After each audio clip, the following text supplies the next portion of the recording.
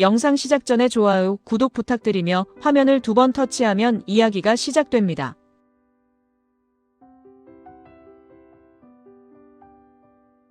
비가 내리는 가을날 오후, 서울 외곽의 한 공원 묘지.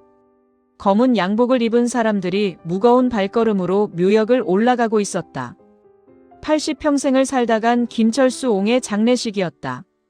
생전 그는 평범한 회사원으로 살았다. 특별히 부자도 아니었고 특별히 가난하지도 않았다.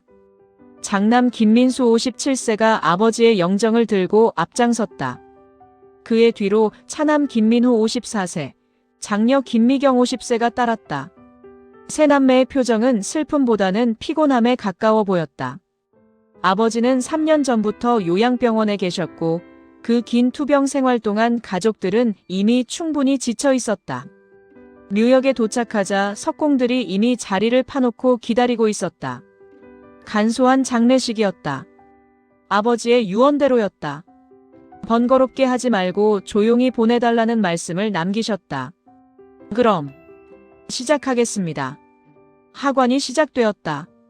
무거운 관이 천천히 땅속으로 내려갔다. 민경이 눈물을 훔쳤고 민호는 고개를 숙인 채 서 있었다. 민수는 무표정하게 그 광경을 지켜보았다. 그때였다. 관이 바닥에 닿는 순간 이상한 소리가 들렸다. 마치 나무가 부서지는 듯한, 뭔가 속이 빈 공간을 건드린 듯한 소리.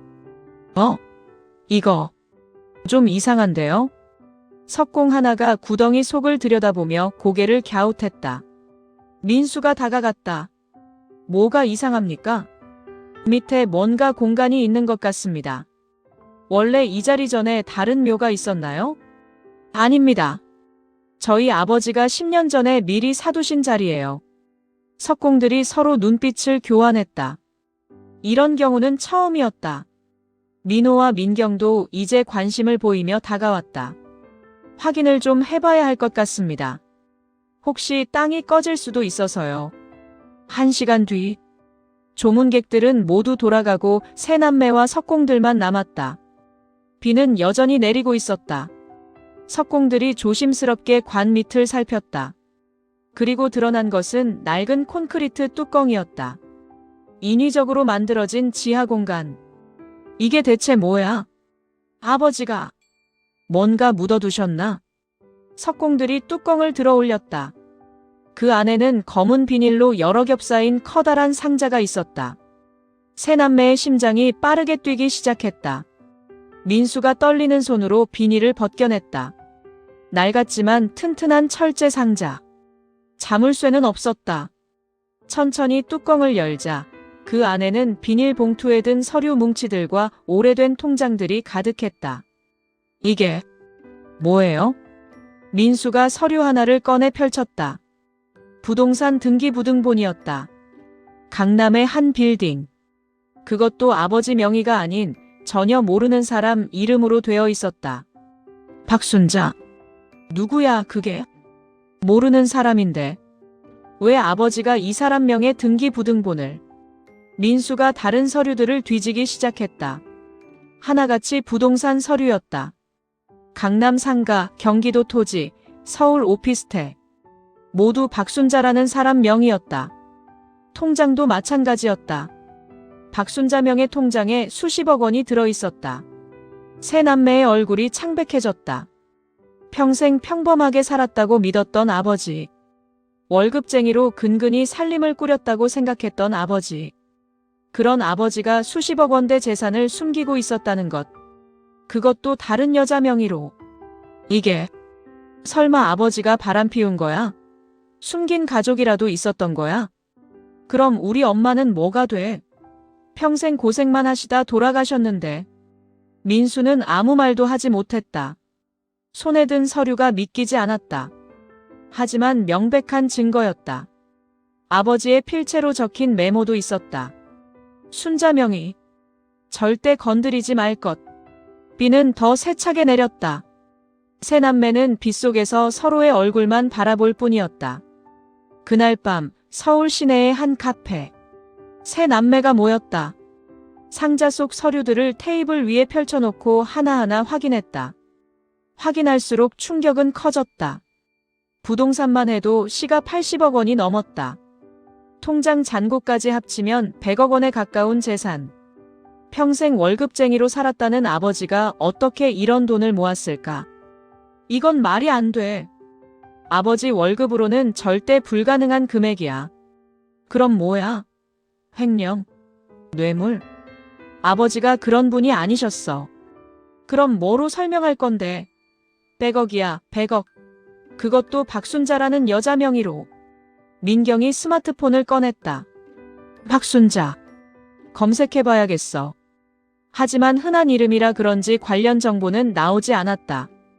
민수가 등기부등본을 다시 들여다봤다. 주소가 적혀 있었다. 주소가 있어. 서울 강남구. 가보자. 당장. 세 남매는 곧바로 택시를 잡아탔다. 주소지는 강남의 한 고급 아파트 단지였다. 35평형, 시가 30억 원대. 이건 역시 박순자 명의였다. 경비실에서 확인한 결과 박순자는 10년째 이 아파트에 살고 있었다. 하지만 혼자 사는지 가족이 있는지는 알 수 없었다. 초인종 눌러봐. 딩동. 잠시 후 인터폰에서 중년 여성의 목소리가 들렸다. 누구세요? 김철수 씨 자녀들입니다. 찰칵.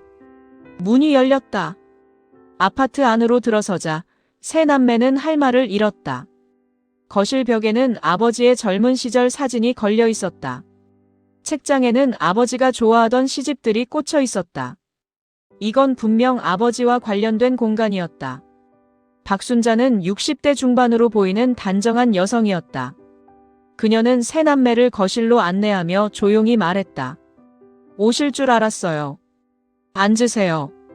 당신, 누구예요? 김철수 선생님의.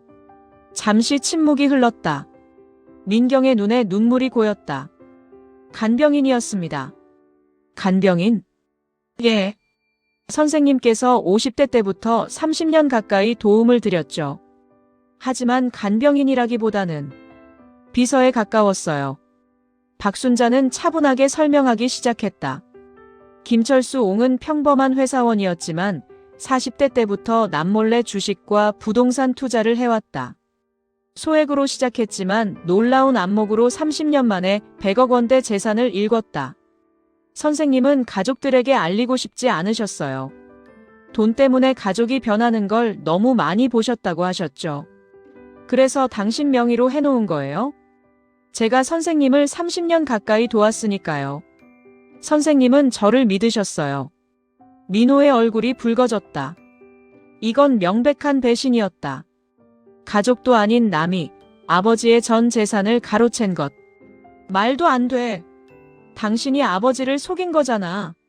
속이다니요. 전 선생님 뜻대로 했을 뿐입니다. 그럼 우린 뭐예요? 친자식들은 한 푼도 못 받고 당신이 다 가져가라고요? 박순자는 잠시 망설이다가 서랍에서 봉투 하나를 꺼냈다. 이걸 보여드리라고 하셨어요. 봉투 안에는 세 통의 편지가 들어있었다. 각각 민수, 민호, 민경 앞으로 쓰인 것. 아버지의 필체였다. 민수가 떨리는 손으로 자신의 편지를 펼쳤다. 다른 두 사람도 각자의 편지를 읽기 시작했다. 민수야, 넌 항상 착한 아들이었다. 효자였고 책임감도 강했지. 하지만 아빠가 걱정했던 건 내가 너무 착하다는 거였어. 남한테 이용당하기 쉬운 성격. 그래서 아빠는 너를 시험해보고 싶었단다. 민수의 손이 떨렸다. 편지를 계속 읽었다. 아빠가 죽으면 너희 삼남매는 내 재산을 찾으려 할 거야. 당연한 일이지. 하지만 그 과정에서 너희가 어떻게 행동하는지 보고 싶었어. 서로 싸우지는 않는지, 욕심에 눈이 멀지는 않는지. 민호와 민경도 비슷한 내용을 읽고 있었다. 편지는 계속되었다. 박순자는 내가 30년 믿어온 사람이다. 하지만 그녀는 단 한 푼도 가질 수 없어. 모든 재산은 너희 셋 명의로 이미 신탁 설정되어 있단다. 박순자는 단지 관리자일 뿐이야. 세 남매는 동시에 고개를 들어 박순자를 바라봤다. 그녀는 조용히 미소 지었다. 계속 읽어보세요. 하지만 조건이 있다. 만약 너희가 박순자를 의심하고 그녀를 범죄자 취급하며 법정에 세운다면 모든 재산은 사회에 기부된다. 만약 너희가 서로 싸우고 재산 분쟁을 벌인다면 역시 기부된다. 하지만 너희가 서로를 믿고 박순자를 믿고 차분히 진실을 알아낸다면 모든 재산은 너희 것이다. 이건 시험이 아니라 아빠의 마지막 교육이란다. 돈보다 중요한 게 신뢰라는 걸 가르쳐주고 싶었어. 민경이 눈물을 터뜨렸다. 민호는 멍하니 편지를 내려다봤다. 민수는 천천히 박순자를 바라봤다. 죄송합니다. 박순자는 차를 더 따르며 이야기를 이어갔다. 김철수 옹은 40대의 작은 주식 투자로 시작했다. 그때 박순자는 증권사 직원이었고 그를 담당했다. 김옹은 놀라운 통찰력으로 주식을 골랐고 박순자는 그의 재능을 알아봤다. 선생님은 천재셨어요. 기업 보고서를 한번 읽으면 그 회사가 오를지 내릴지 알아맞히셨죠. 10년 만에 10억을 만드셨어요.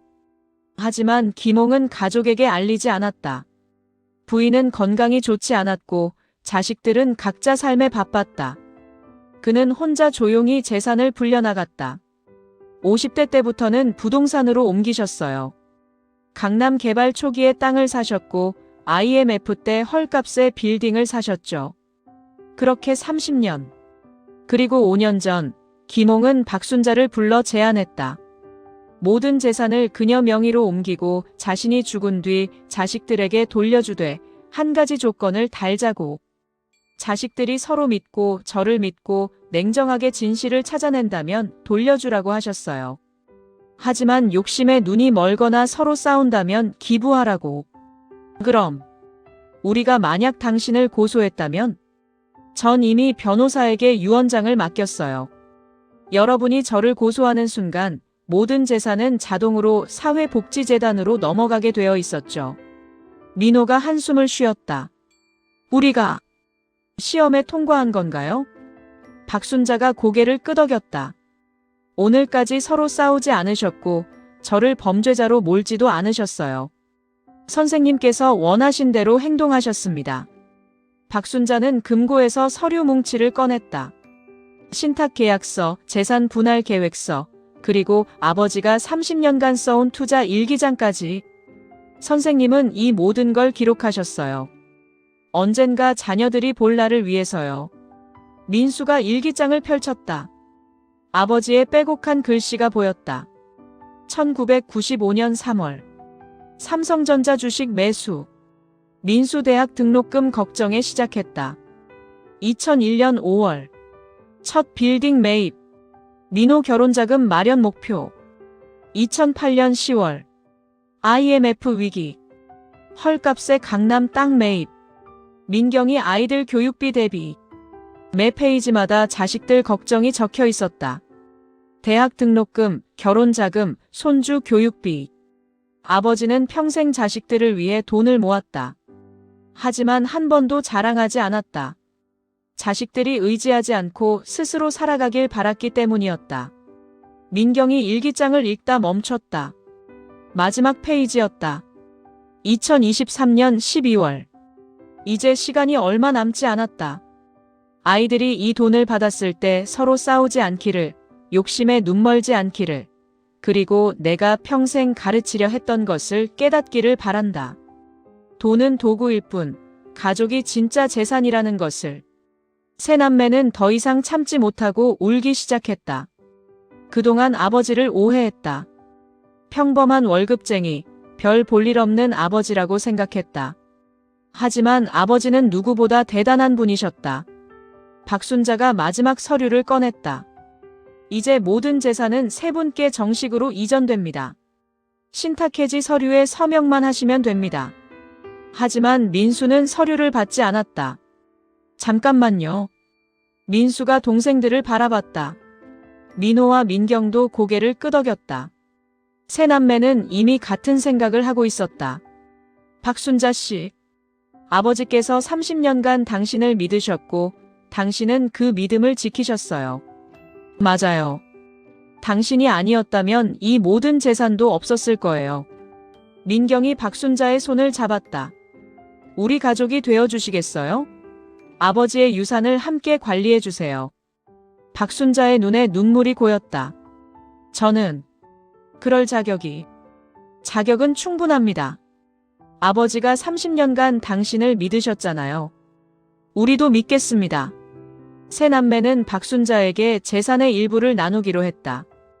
그녀가 30년간 헌신한 대가였고 아버지가 진정으로 원했을 일이라고 믿었다. 한 달 뒤, 네 사람은 김철수 옹의 묘 앞에 섰다. 가을 햇살이 따스했다. 아버지, 시험 통과했습니다. 평생 가르치려 하신 것, 이제야 알았어요. 돈보다 믿음이 중요하다는 것. 가족이 진짜 재산이라는 것. 박순자도 묘 앞에 꽃을 놓으며 말했다. 선생님, 걱정 마세요. 제가 끝까지 지킬게요. 선생님의 자녀들을, 그리고 이 가족을. 바람이 불었다. 마치 아버지가 미소 짓는 것 같았다. 네 사람은 묘 앞에서 한참을 서 있었다. 이제 그들은 진짜 가족이었다. 피가 아니라 신뢰로 맺어진. 김철수 옹은 재산뿐 아니라 가장 소중한 것을 남겼다. 가족이 무엇인지, 믿음이 무엇인지, 진짜 유산은 무엇인지를. 그리고 그 유산은 100억 원보다 값진 것이었다. 오늘 제 이야기에 공감하신다면 좋아요와 댓글로 여러분의 생각을 남겨주세요. 시청해 주셔서 감사합니다.